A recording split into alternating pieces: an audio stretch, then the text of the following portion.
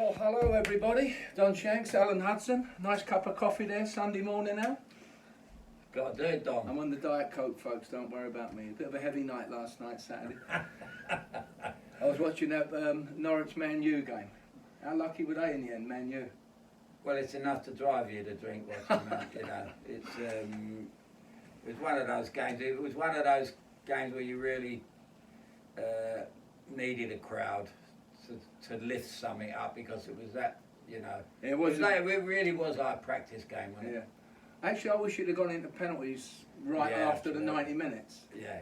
You know, to see the calamity of a goal that. Like, I really think, Don. I've said this, and a lot of people think I'm crackers, but I think before cup games, you know, especially when we when we go into Europe and World Cup, I think they should have the penalties before the game.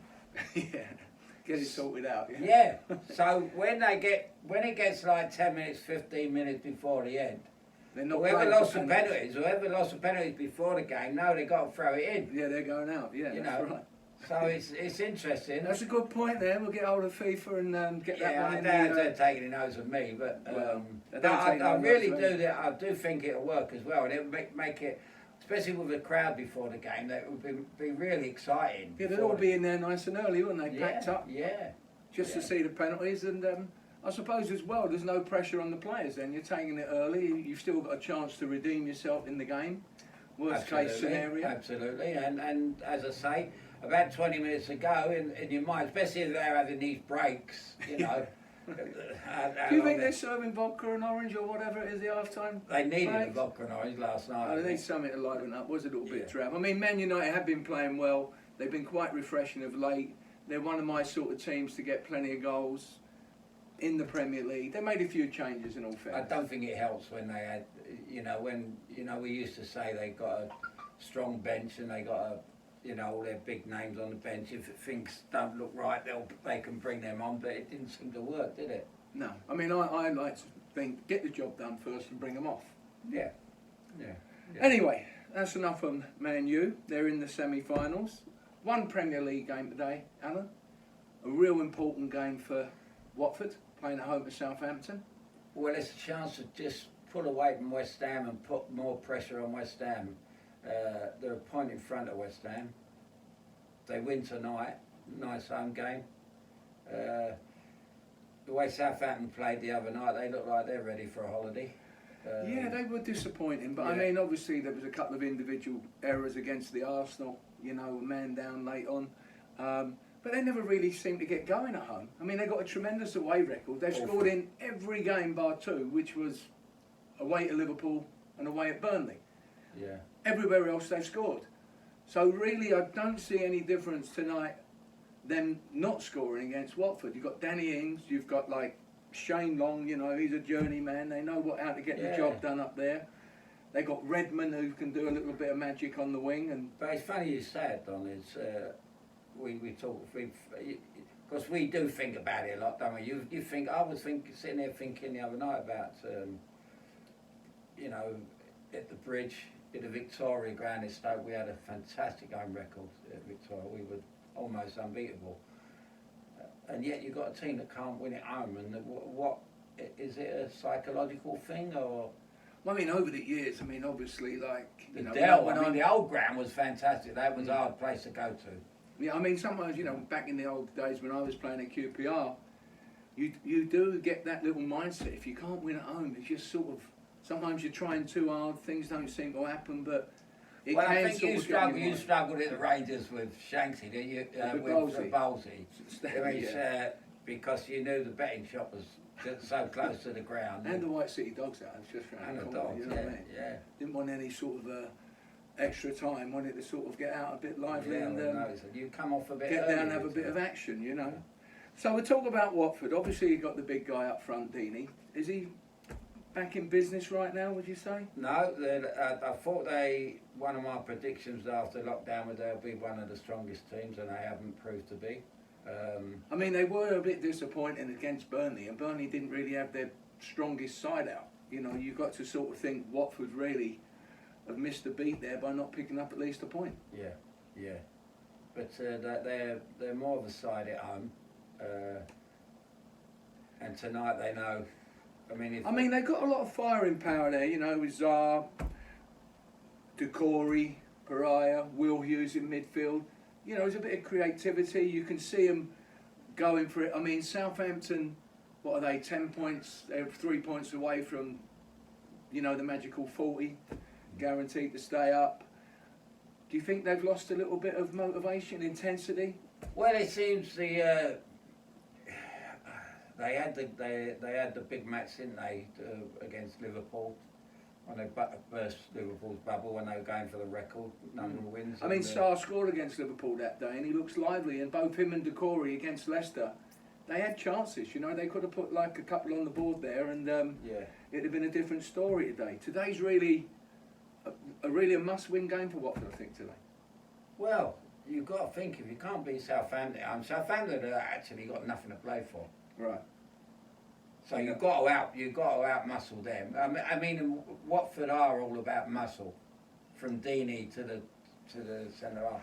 And I tell you what, something else we've missed about Watford. The goalkeepers kept them in the league for a couple of years. Right. Superb, unbelievable. And he never gets any notice. But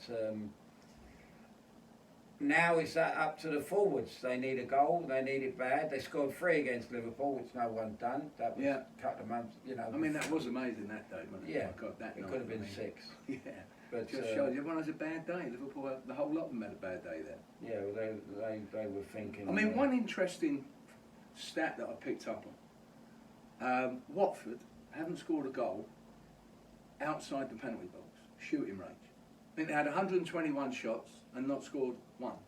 I find that unbelievable. You know, you think like, you know, you're going to get to the box and, you know, let one go, like Firmino, Liverpool the other day, driving them in. Like, so that must include free kicks as well. Well, I think free kicks, they launch them into the box and then that's where they're getting their goals, you know. Yeah. And like, obviously, Deeney today, But do you think they have shooting practice? Well, they better start if they're not. God almighty, I mean, if you can't... I mean, I take it that stat is right. 121 shots, no goals from outside of the penalty box. In a modern day game, with the balls flying around like they do, that's hard to comprehend. Yeah. I mean, you think someone even from a corner would head one out, and someone even like myself might get on the end of one and volley it. You what's the goals the other night, Tom? Brilliant. So, I mean, I think it's going to be an interesting game there. And again, it's really that one where they really do need the Watford fans in there, and they're not going to have them. No, but tonight the motivation is he's got to show them the league table before they go out and say, 3 points tonight, you're 4 points ahead of West Ham the next team, and then that really does put it on West Ham for their next game. Yeah, I think that's the important thing. Watford can't lose today. They've got to get something, and as you say, that just puts more intense pressure on Bournemouth, on West Ham, on Villa, and sort of, like you, I think Watford have probably got too much to be going down, but we're sort of saying that about everybody. I think it's again, Don, I really believe that lockdown's affected teams in different ways. Some teams have come out. It's affected my old team, QPR, we haven't scored a goal and got beat too. Stoke, look at Stoke.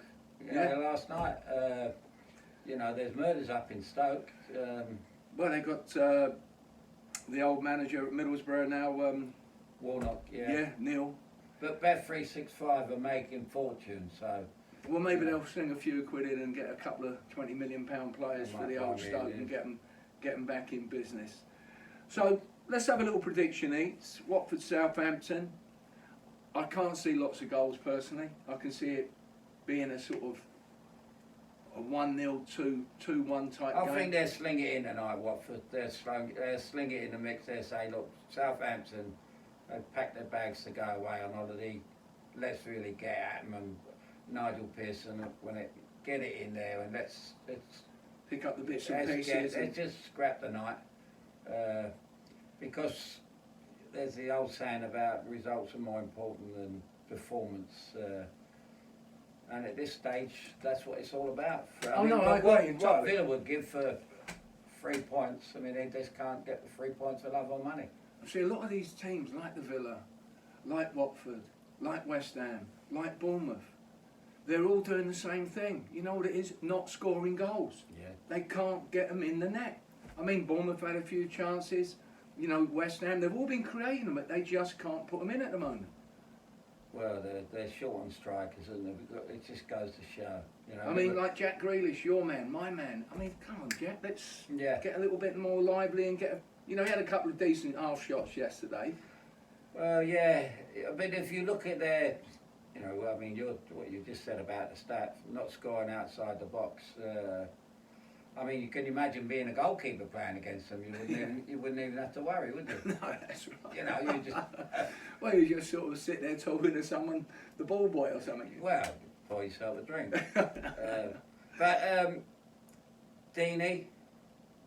He's got to come up large You know. today. I mean, he's got to like be real busy and set about like the Southampton defence. And I think Decore for me, he's the one that can just creep in there and get that, you know, that little bit of a magic touch and maybe put one in there for Watford. He's a bit of pressure.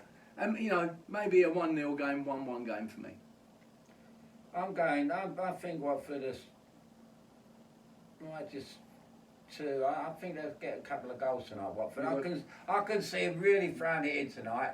If they don't, they need... I mean, Nigel Pearson will leave again, won't he? How many jobs does he want? You know? And what about Danny Ings? I mean, he's got the golden boot opportunities.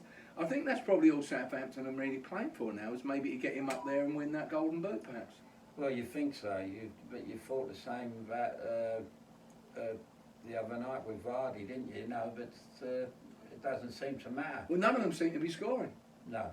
Like, no. you know, Aguero's They're out of it, just Adabiani's can't score, Vardy can't score. Yeah. You know, you got Jimenez scoring for fun down there. Yeah. We've got Danny scoring a few goals. My man Marcus, of course, he's too far out of the action. You know, he's looking just a little bit too like casual or something. You know, there's no like real zip in there. I mean, I just want to see him in the danger zone. And Vitamin D. I want to see him getting a few goals to give me a bit of hope in the golden boot. Anyway, from me, Don, Alan, I'm going 1-0, 1-1, the game. I'm going 2-0, 3-0, 3-1, Watford. I'm going to go for goals tonight. So here you go, the Hornets fans. Alan's gone with you today. Elton John fan, that's right. Rocket Man, yeah, Rocket okay. Man. Well, anyway, from me, Don, from Alan, stay safe, everybody, and we'll see you all soon. Bye for now. Happy Easter.